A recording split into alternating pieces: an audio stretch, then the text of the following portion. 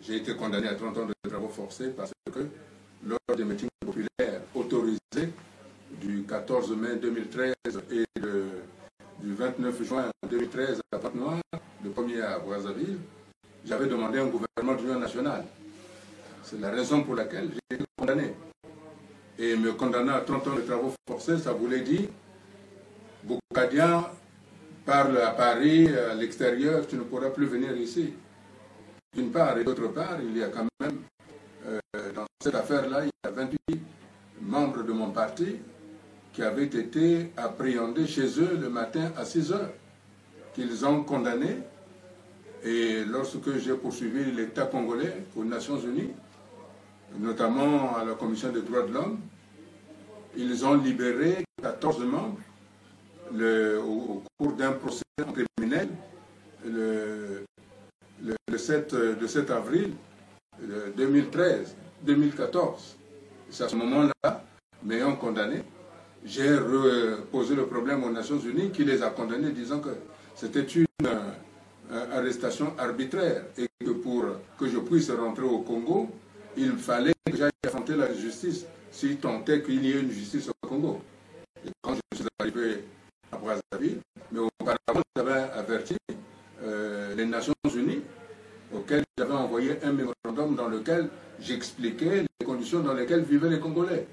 Et ce mémorandum-là demandait déjà une assise internationale, de telle sorte que la situation qui se crispait puisse être examinée par la communauté internationale. Et c'est pour ça que quand je suis rentré ce fameux jour, il y avait 5 membres des Nations Unies qui m'accompagnaient. Et lorsque j'ai été appréhendé à l'aéroport, quand j'ai voulu résister, les membres des Nations Unies m'avaient dit de ne pas résister. Et donc, je suis allé, c'est là où il y a eu 2000 militaires, 3 ou 4 chars de combat, un hélicoptère de combat qui m'attendait. Et à l'extérieur, il y avait 4000 sympathisants du CDC qui m'attendaient. Et il y a eu aussi la présence de Madame l'ambassadeur des États-Unis qui était venue. Donc c'est pour dire que j'étais allé pour enlever la contumace et qu'on me rejuge, parce que lorsqu'on est condamné par contumace, lorsqu'on rentre, immédiatement on est mis à la disposition des magistrats. Je n'ai jamais été ni entendu pendant tout au long des 575 jours que j'ai fait, ni vu un juge, ni un procureur. Donc j'ai fait de la prison sans avoir vu quelqu'un de la justice du Congo m'interroger les raisons pour lesquelles il m'avait arrêté.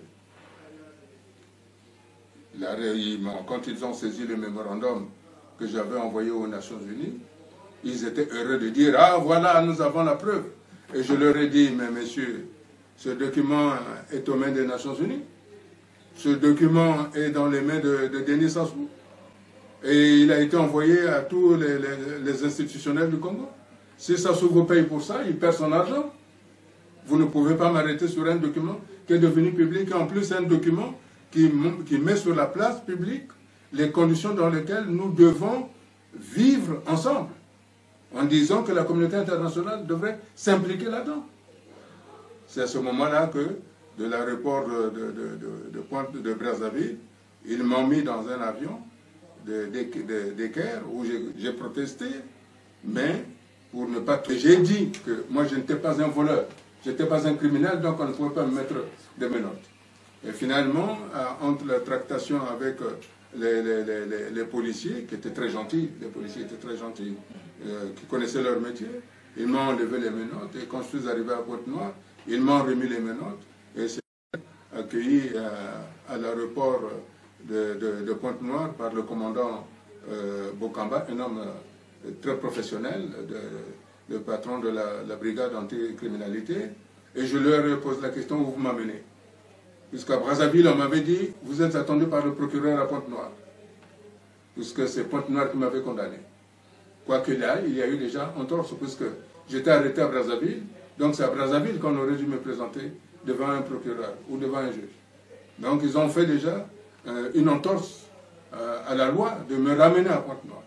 Quand je suis arrivé donc à l'aéroport, le commandant Bokamba m'a amené, et puis quand j'ai posé la question, vous m'amenez, ah non, vous ne pouvez pas on ne peut pas vous répondre, vous ne posez pas de questions. Puis finalement, quand je suis arrivé ils ont ouvert un portail, je suis rentré, et puis les militaires, très gentils, m'ont ouvert la porte. J'étais dans une limousine, ils m'ont amené là-bas, et automatiquement, il y a eu le colonel Itoapoto, qui était le directeur départemental de la police nationale pour la ville de Pointe-Noire. Il y avait le général Olosongo, le commandant de zone, qui était là. Puis on m'a souhaité la bienvenue à la maison d'arrêt. J'ai dit, à la maison d'arrêt pour faire quoi? Je suis attendu par le procureur. Il a dit, ah non, il est un peu tard, vous ne pouvez pas le voir, vous le verrez demain. J'ai dit non. Le procureur, on m'a dit à Brazzaville que le procureur m'attendait à 10h jusqu'à 22h. Bon, je jouais le Colombo. Bon, et puis finalement, je leur ai dit, bon, puisque c'est ainsi, j'ai rendu hommage aux man, puisqu'ils m'ont préparé, ils m'ont présenté, bon, ils m'ont dit, ah non, mais j'avais dit au colonel Itoapoto que je pense que c'est une erreur, c'est une méprise qu'il était en train de faire. Il fallait peut-être revenir. Et c'est là il m'a dit, ah non, je crois que le président a faim, il faut lui donner à manger ce que vous mangez ouest africain. J'ai dit non, je ne mange pas ouest africain, mais si vous voulez, cherchez-moi du pain et des bananes. Il a dit, ah non, à cette heure-ci, il n'y a plus de pain, il n'y a plus de boulangerie, il n'y a plus de marché non plus. Ah, bon, écoutez, alors cherchez-moi une bière, une étrangère. Elle me dit, non, il n'y a pas d'étrangère, il y a seulement la locale. Bon, alors, donnez-moi la prémisse du président Yolo. Il dit, ah non, mais il y a aussi l'Angok. J'ai dit, ah bon, ben, puisque l'Angok a bonne presse, donnez-moi une Ngok. Ils sont allés me chercher une Ngok avec un verre que j'ai pris le soin de nettoyer. Je me suis versé un premier verre. J'ai rendu hommage au man, de dire que j'étais venu au Congo pour le pays, que je n'ai jamais tué, je n'ai jamais volé. C'est M. Sassou qui tue les gens. Les militaires sont là, je le dis en face d'eux. Je n'ai jamais tué, je n'ai jamais volé, c'est Sassou qui tue, c'est Sassou qui vole. Donc c'est Sassou qui doit être en prison, pas moi. Et j'ai demandé à M. Itoapoto de me conduire en prison. Et au moment où j'ai voulu partir, il m'a demandé de me dévêtir, d'enlever la cravate, les chaussures, les ceintures. Et je lui ai dit non, ne vous compliquez pas la vie, je ne veux pas me suicider. Il dit ah non, c'est la procédure. Donc je me suis enlevé les vêtements et puis on m'a donné les sandales. Et puis on m'a conduit dans la cellule où j'étais accueilli par les prisonniers, les détenus qui étaient là, notamment par les militaires du colonel Nsoro, qui avaient reçu l'ordre du colonel Nsoro de me garder, de veiller à ce qu'il ne m'arrive rien. Voilà comment ça s'est passé. Je suis rentré au Congo pour faire casser la contumace et que je sois jugé. Et ce jugement n'a jamais eu lieu parce que tout au long de ma détention arbitraire, condamnée par les Nations Unies, je n'ai jamais vu ni un juge, ni un procureur. Jusqu'au jour de mon procès, le 3 mai 2017. C'est là où j'ai vu la cour. Autrement dit, avant, je n'ai jamais vu personne. Alors, Maurice Mukadia, c'est un récit assez complet maintenant qu'on a de vous-même, puisque c'est vous qui avez vécu cette histoire. Certains ici, quand ils ont entendu que Maurice Mukadia est reparti au Congo, ils ont dit, monsieur a un problème, est-il suicidaire? Étiez-vous suicidaire à ce moment où vous disiez, est-ce que vous vous attendiez à ce traitement, Maurice Mukadia? Oui, je savais qu'il allait m'arrêter, je connais l'homme. Mais faut-il se préserver d'affronter l'obstacle et vivre des rêves qui ne se réaliseront jamais? Je dis, il faut affronter la personne. Je suis allé l'affronter sur le terrain. Voilà. Vous allez l'affronter sur le terrain.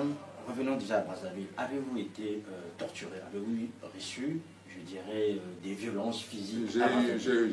À Brazzaville, je n'ai pas eu de violence physique. Oui. C'est à Pointe-Noire où j'ai eu des violences physiques avec la nomination du deuxième directeur de la maison d'arrêt. Et c'est le directeur lui-même qui m'a torturé, en compagnie avec 5 militaires. Qui est ce docteur? On peut. C'est M. Pierre Pongui, voilà, qui est l'oncle de M. Mabiala. Mabiala, quand il était ministre. Tout à fait. Voilà, donc c'est lui qui m'a fait amener dans son bureau. C'est dans son bureau que j'ai été torturé, où il m'a mis des menottes au niveau en me tortant, en me mettant les bras dans le dos et en me plaquant sur le sol, en me comprimant. C'est là où j'ai eu une compression de mon cœur et j'ai commencé à faire des fibrillations auriculaires et ventriculaires, des fibrillations et des extrasystoles auriculaires, ventriculaires. Et c'est ce qui a fait que j'ai été admis à la clinique. Et quand j'ai été admis à la clinique, lorsque j'ai eu les premiers soins, M. Pierre Pongui lui-même a déclaré qu'il y avait un bandit qui s'était sauvé de la maison d'arrêt qui était à la clinique. Il a envoyé, il a téléphoné au commandant de la brigade anticriminalité, le commandant Bokamba, qui est venu.